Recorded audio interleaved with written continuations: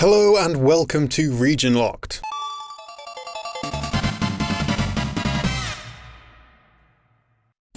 Today's episode comes courtesy of our Trivia Don patron D180223, who chose the series and helped by providing us with the bulk of the research. Super Robot Wars, or SRW for short, is a series of turn-based strategy games featuring appearances from popular mecha found in various different anime shows, manga, and video games. The plot and characters from all of these mecha series are combined together to form one solid narrative, and the games are usually coupled with extensive battle animations. Normally, games within the series make use of traditional strategy RPG mechanics and deviate from this very little. The series has more than 50 games under its banner, and we won't be able to explore them all individually for that very reason. The success of the first game in the series spawned multiple sequels and spin-offs, releasing on at least 18 platforms, with each new title bringing in and debuting different robots and characters from countless anime, manga, and games. If you can think of a popular Japanese media featuring mecha, there's a good chance it shows up in one of these games.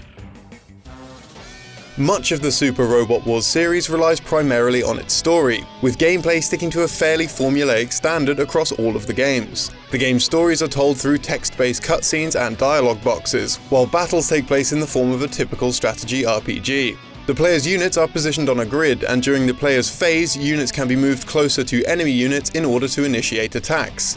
Each of the player's units has a wide variety of their own unique attacks, which can be executed when in range of their opponent's units. The defending unit is capable of retaliating during an attack, being given the choice of defending against an attack in order to reduce damage received, evading to increase the chance of the attack missing entirely, or countering the enemy's attack with their own. In later games of the series, units can also support one another when positioned closely, such as jumping in front of allies to take reduced damage in their place, attacking alongside allies, or even initiating powerful combination attacks to devastate enemies. Each pilot also has special commands known as Spirit Commands, which provide a variety of different effects, including healing or stat buffing. After the player has finished commanding their units, or chooses to pass their turn, the enemy will initiate their phase. Battlefields can also feature varying objects and terrain. These can affect the strategy of how units should be used, with some being stronger within one location or weaker in another, and sometimes being unable to use certain mechs in a battle at all. Each mission will have an objective or multiple objectives, which can also change as the story progresses on a battlefield. The player is able to save in the midst of battle, allowing for strategic saving. After each battle, the player is able to bolster their team by upgrading their unit and pilot stats. Both pilots and mechs are upgraded separately from one another. Using cash obtained from defeating enemies, the HP, EN, armor, mobility, and weapons of mechs can be upgraded to make them more effective on the battlefield. Pilots can have their stats strengthened or be taught new pilot skills to improve their performance and usability in battle. Mechs can also be strengthened or supported with items that can be obtained by defeating enemies in prior stages. As of course this is a broad overview of the large number of titles, some games have minor differences from one another in how these mechanics play out, but generally speaking, they all remain very close. As mentioned before, one of the main draws of the Super Robot Wars series is its stories, relying on a variety of different franchises coming together for a single narrative. To tie these together, rather than putting the player in control of an already existing franchise character, they instead take the role of an original character created by Banpresto. In some cases, the stories can involve plots from their featured series, though altered to better fit the scenario of a crossover. Series producer Terada has said that when writing a Super Robot Wars game story, the team will follow one of two methods. Either deciding on how the story will go overall before picking the series that will be involved and then fleshing out the story in more detail, or they will pick most of the series that they want to include and then write everything after the fact. The first game in the series was Super Robot Wars, released on the Game Boy in 1991. It consisted of characters from 3 different mecha franchises: Universal Century Gundam, Mazinger, and Getter Robo. Unlike most of the games that came after it, the player selects a team based on each franchise and that team's designated hero, rather than an original character created for the game. Over the many decades of creating games in the Super Robot Wars franchise, the company had designed enough of their own original characters to make spin-off games, featuring only Banpresto original characters, often referred to as Banpresto Originals by the fan community. These spin-off titles would be known as the OG or Original Generation series of SRW games. This OG series went on to create its own slew of media based on Banpresto characters, an anime consisting of 2 series, 52 episodes in total as well as a 3-part OVA, though the plot deviates from the original generation games. There are also manga based on the animated shows. Not only this, but the OG series also spawned an audio drama. As with a lot of games in recent years, Super Robot Wars also received a few mobile spin-off titles, such as SRW Card Chronicles in 2013, SRW Cross Omega in 2015, and SRW DD. Super Robot Wars Cross Omega in particular plays differently from traditional Super Robot Wars games. It mixes tower defense with RTS elements, similar to mobile games like Sega's Chain Chronicle. Cross Omega is notable because it features an outrageous number of franchises. More specifically, over 100 franchises, with a mix of familiar and surprising series entries. To name a few, Daitan 3, Super Sentai Zyuranger, Votoms, Medabots, Gurren Lagann, Little Witch Academia, Gunbuster, Crayon Shin-chan, Code Geass, Space Sheriff Garvin, Gundam Wing, Fooly Cooly, Mega Man, Van Dread, Sakura Wars, and even Godzilla.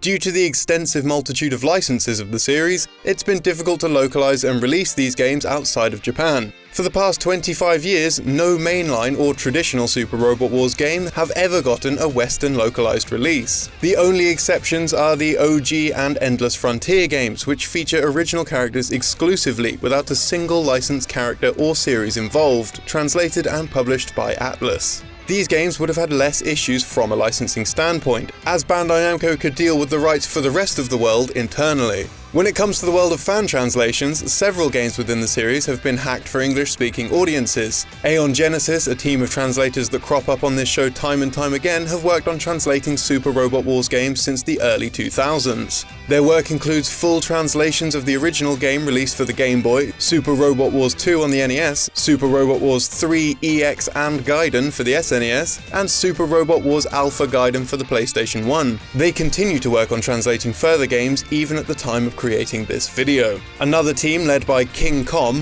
which is a brilliant name by the way, has translated Super Robot Wars J for the Game Boy Advance. Steel Soul and his team have translated Super Robot Wars A Portable for the PSP.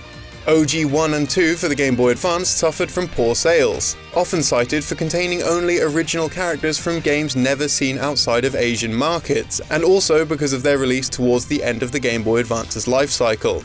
Endless Frontier is a spin-off title for the Nintendo DS that deviates from the traditional tactical RPG elements of the mainline SRW games. It was jointly developed by Monolith Soft and Banpresto. The game has an overworld and party system similar to that of traditional RPG games. The battle system is similar to that of Namco Cross Capcom, a PS2 crossover game which Monolith Soft previously developed and was also translated into English by fans. We've actually done a video on that previously, check out the top right corner of the screen.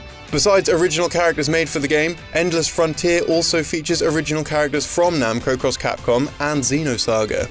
In 2016, on the 25th anniversary of the Super Robot Wars franchise, Namco Bandai released Super Robot Wars OG The Moon Dwellers, the latest entry in the OG series at that time, for both PS3 and PS4, with language support for Chinese, Korean and English, but only released in Asian territories. They even included a complete summary of all previous OG games in a 4-hour featurette. However, the translation of the Moon Dwellers was seen as being of a low standard.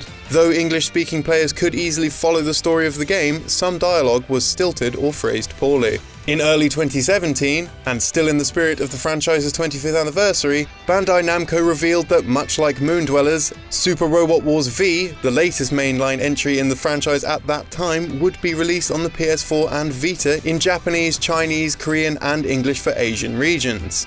Super Robot Wars V is the first ever mainline SRW game to receive an official English release, as prior to V, only a few OG games received the English localization treatment. This was followed by Super Robot Wars X a year later in 2018, also on the PS4 and receiving the same language packs as its predecessor, including English. However, SRWX is unique in the sense that long-time members of the SRW community, such as Christina Rose or Dramata1, who did fan translations of earlier SRW games such as Alpha Gaiden, were recruited as freelancers to help with the translation of the game, greatly improving the English script as compared to Moon Dwellers in 2016. Super Robot Wars T, the most recent entry in the main series at the time of this video, also includes English language support, but again only in Asian territories at this time.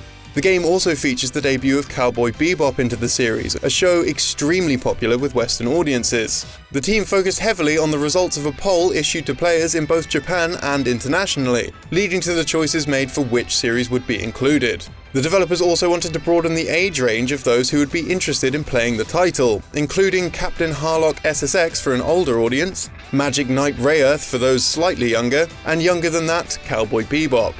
They also included Expelled from Paradise and Mazinger Z Infinity, highly requested additions from more recent years. Christina Rose was once again recruited to be the lead English translator of the game, thus ensuring that the game had a solid English script.